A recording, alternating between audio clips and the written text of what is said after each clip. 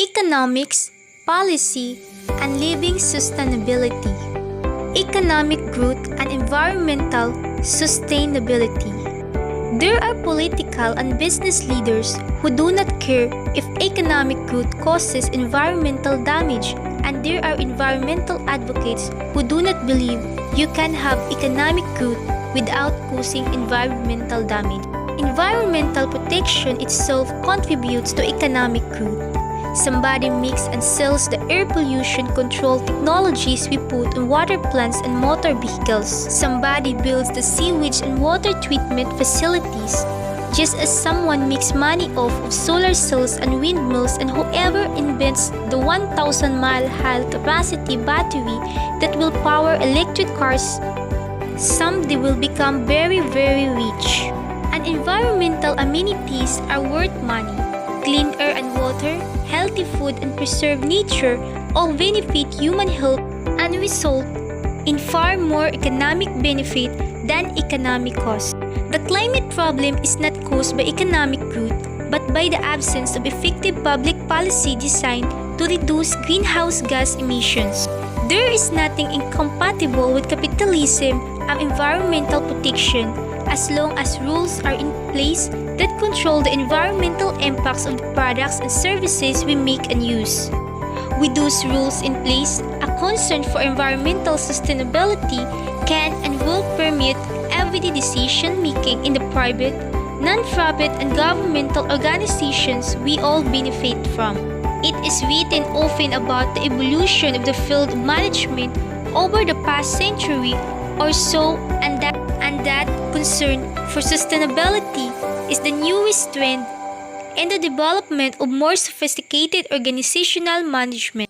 In the 20th century, we saw the field of management absorb the development of mass production, social psychology, accounting, information management, satellite and cellular communication, globalization, and now a concern for the physical dimensions of environmental sustainability. Sustainability managers continue to lead an organization's marketing, strategy, finance, and work processes, but they also seek to assist the use of energy, water, and other materials and work to reduce waste and environmental impacts.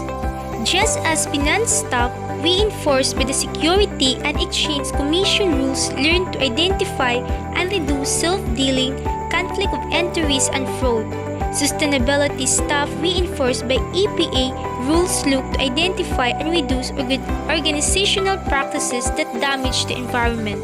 On the production side, organizational managers work to increase environmental sustainability, but on the consumption side, consumers are not only buying green but changing patterns of consumption that also help reduce environmental damage.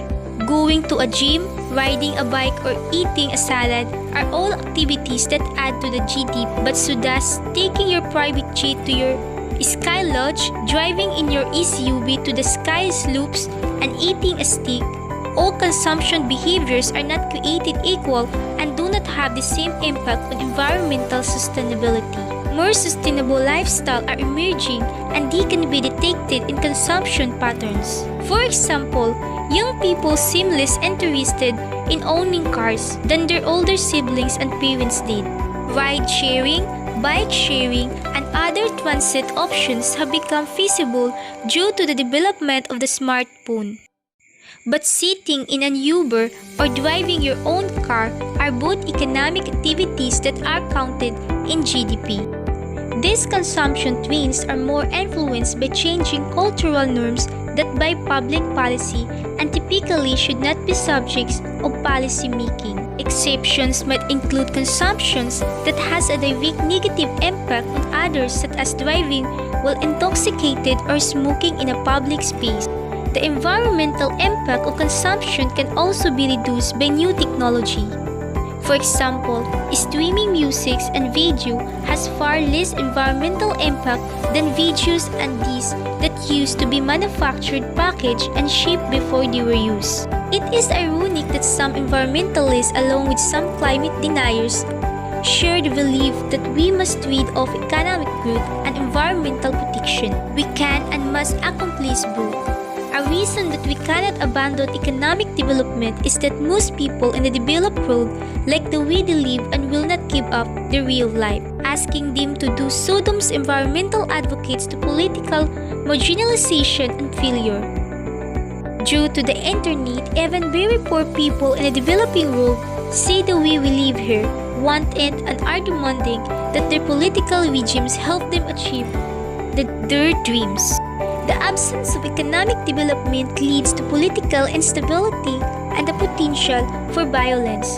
Climate scientists often mention the impact of climate change on political instability, and the phenomenon of climate refugees is well documented.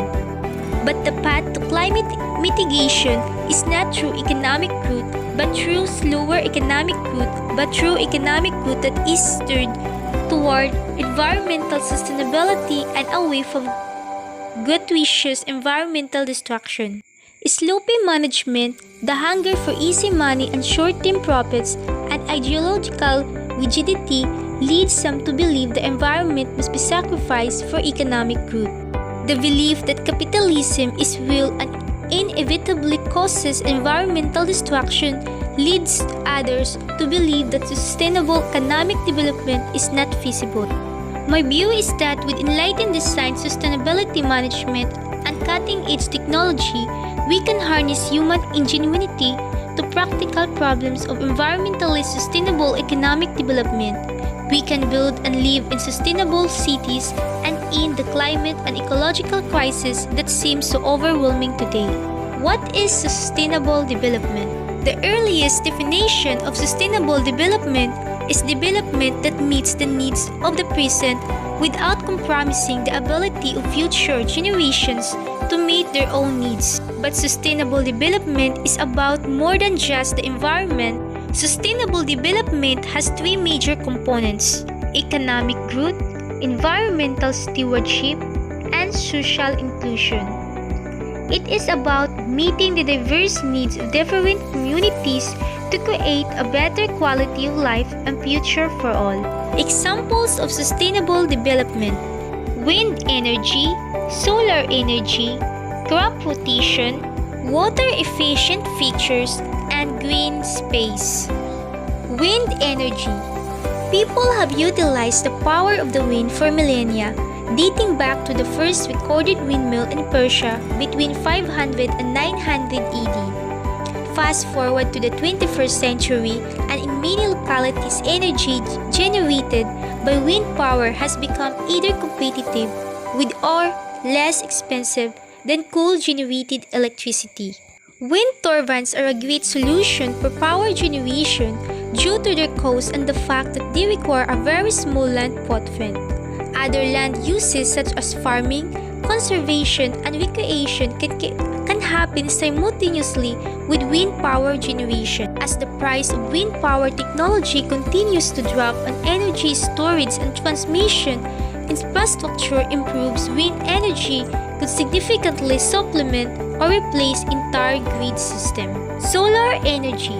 From rooftop solar panels to massive solar farms that can attain the same generating capacity as a conventional power plant, it is clear that there is a renewable energy revolution happening in the world, and it is powered by the sun. A solar farm can reduce 94% of the emissions that a coal power plant emits. It also eliminates noxious pollutants like sulfur, nitrous oxides, and mercury, which are major contributors to the air pollution responsible for millions of premature deaths every year. Solar energy is getting cheaper and is now cost competitive or less costly than conventional power generation in many parts of the world. Crop rotation.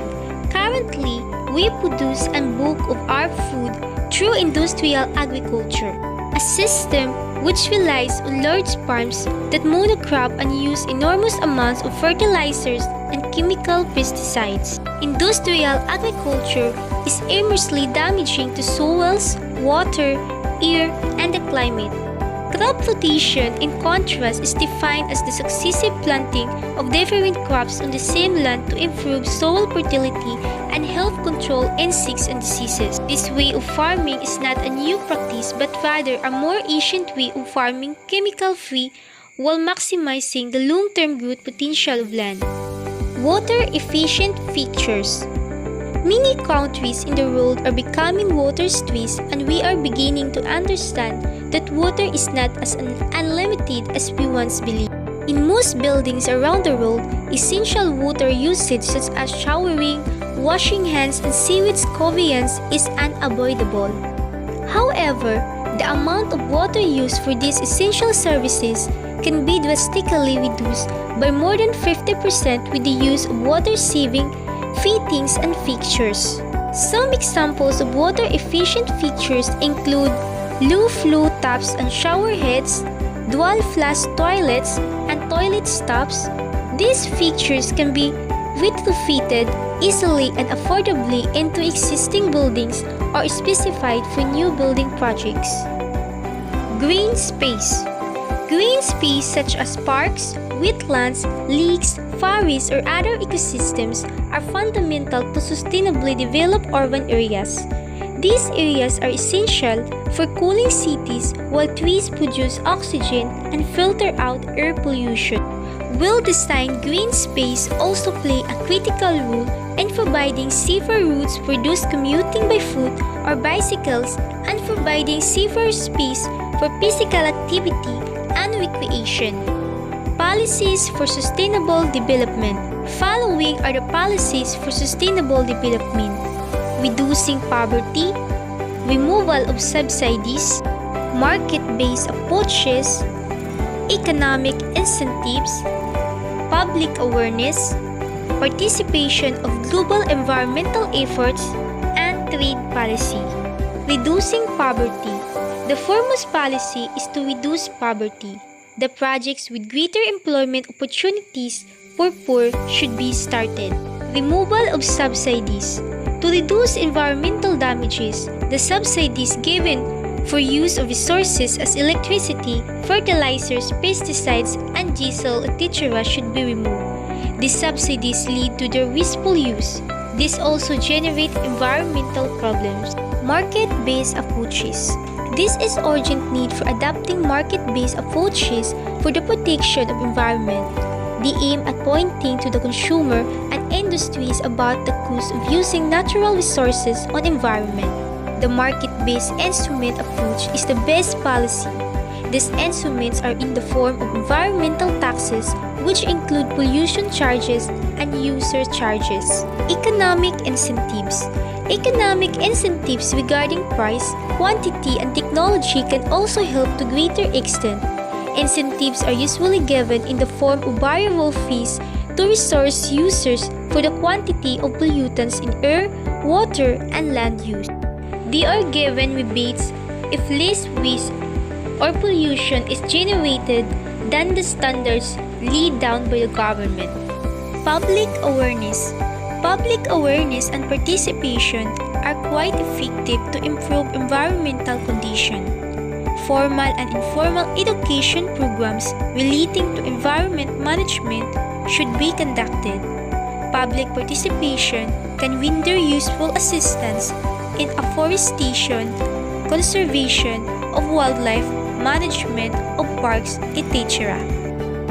Participation of global environmental efforts. It is felt that participation in global environmental efforts can help to minimize damages made by degradation of environment, so efforts should be made to make agreements on environmental protection. Trade policy. Trade policy stresses on the establishment of less polluting industries away from the cities and the use of environmental friendly processes for polluting industries by adopting cleaner technologies. The 4 pillars of sustainability.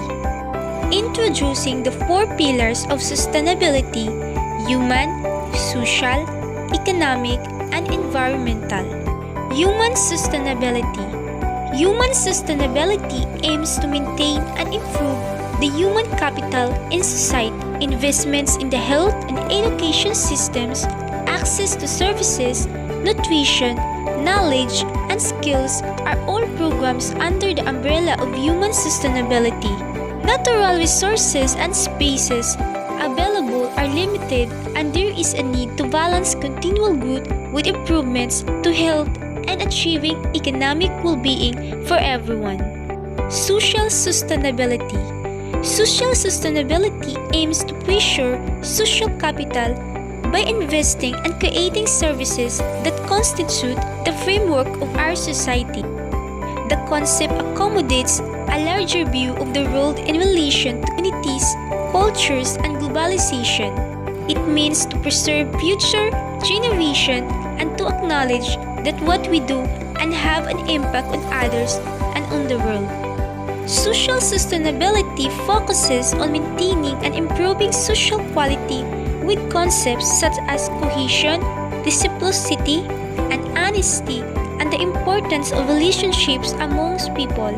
It can be encouraged and supported by loose information and shared ideas of equality and rights. Social sustainability incorporates the idea of sustainable development as defined by the United Nations Sustainable Development Goals. Economic sustainability. Economic sustainability aims to maintain the capital intact. If social sustainability focuses on improving social equality, economic sustainability aims to improve the standard of living. In the context of business, it refers to the efficient use of assets to maintain company profitability over time. Environmental sustainability. Environmental sustainability aims to improve human welfare through the protection of natural capital, example, land, air, water, minerals, etc. Initiatives and programs are defined environmentally sustainable when they ensure that the needs of the population are met without the risk of compromising the needs of future generations. Environmental sustainability, as described by Dunphy, Benveniste, Griffiths, and Sutton 2000, places emphasis on how business can achieve positive economic outcomes without doing any harm in the short or long term to the environment.